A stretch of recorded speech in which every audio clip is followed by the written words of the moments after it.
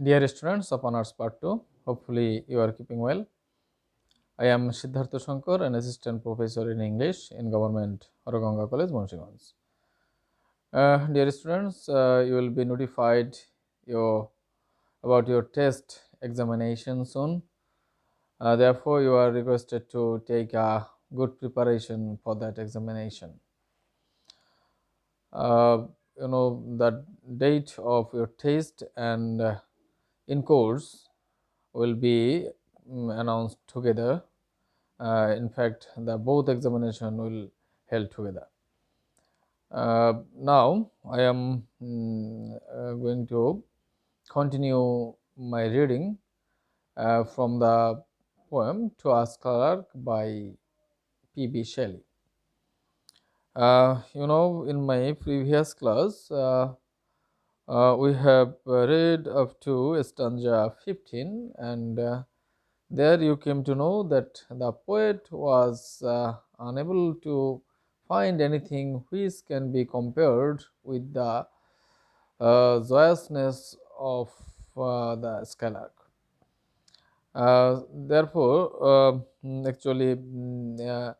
The bird represents unparalleled rapture, unparalleled.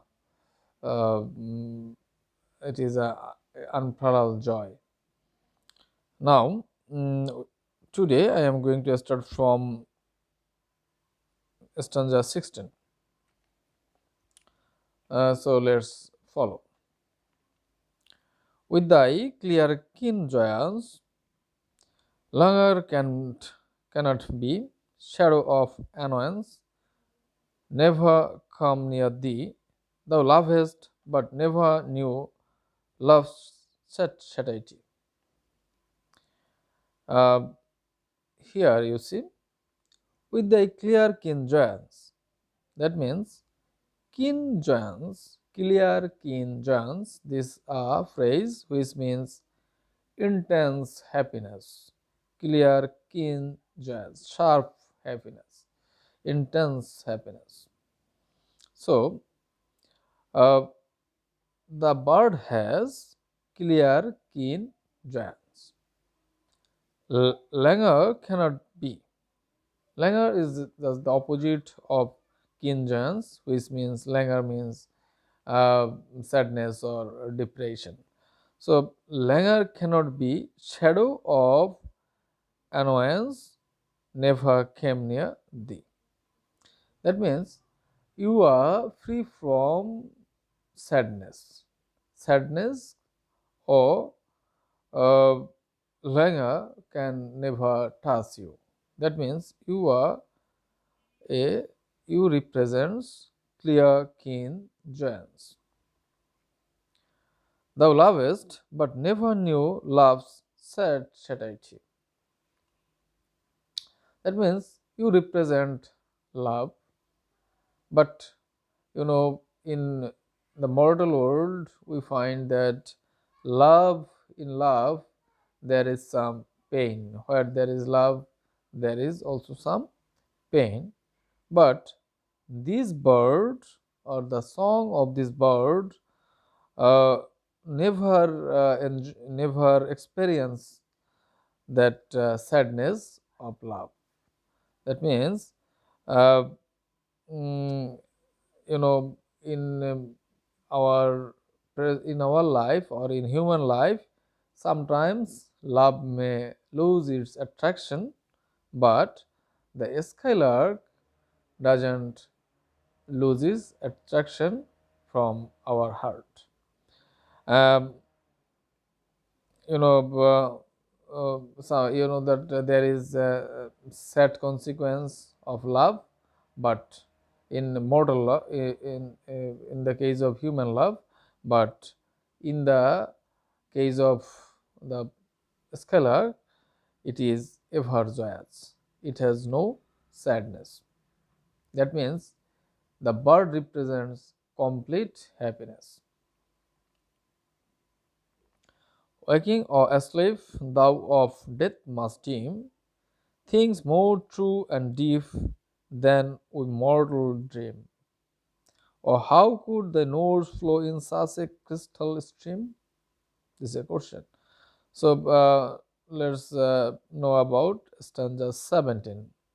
Here, waking or asleep, thou of death must dim.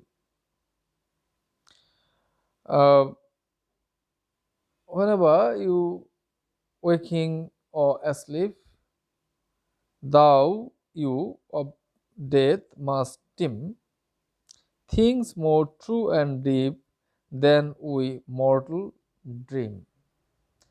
That means we are the mortal, we the human beings are mortal. We cannot dream, that means we cannot think how much true and deepness, how much truth and deepness is there in your appearance.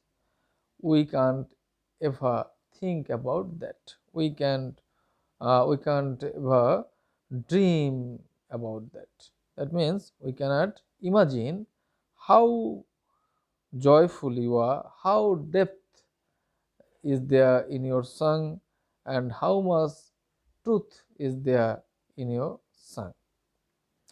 Or how could thy notes flow in such a crystal stream? That means we, the human being, cannot understand your understand the sharpness of your song. We actually, how could the notes follow in such a crystal stream? Your song um, pours on us, or you deliver your song very sharply, and it is only possible because more truth and depth is there in your song. Otherwise, it would not be possible at all to have such sharpness, such depth, such truth in your song.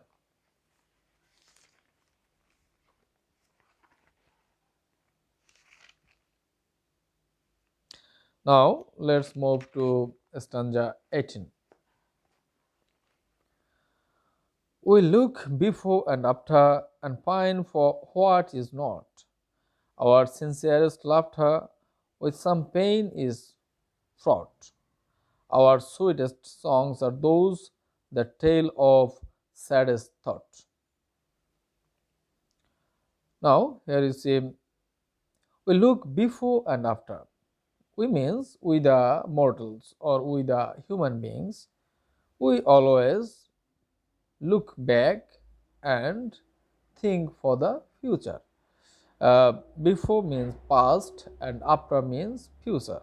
That means we are always in frustration because our past thought and future uncertainty can't past thought and future uncertainty hinders us from enjoying the present. That means we can't enjoy the present because we always have some frustration in us, and therefore and pine for what is not, and therefore we always in dilemma. We the human being are always in dilemma.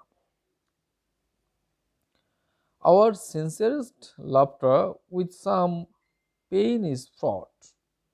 Hmm. That means even when we laugh or when we are in happiness, that is not something unmixed. It is a mixture of pain and pleasure. That means we can't enjoy uh, the pleasure completely, which the Skylark can. Here we find the limitation of human being in comparison with the Skylark. Therefore, the last line of this stanza, you see, our sweetest songs are those uh, uh, that tell of saddest thought. That means, with the human beings, uh, our sweetest songs are those. That means the best song, sweetest song, that is most pleasant. Uh, that most pleasant song is the expression from our sadness.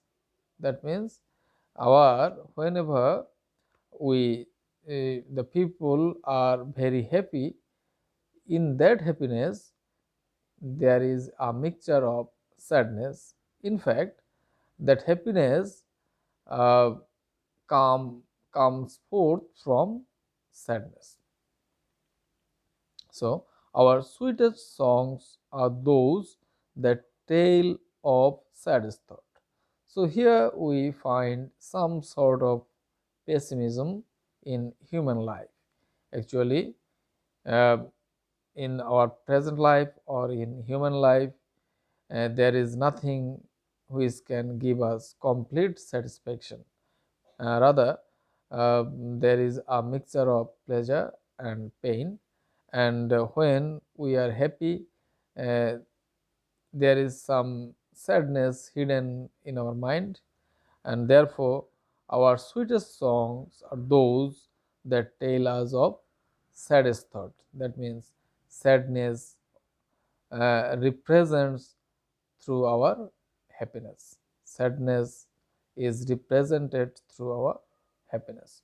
So, dear students, today we have discussed about these three stanzas from this great poem to a Skylark.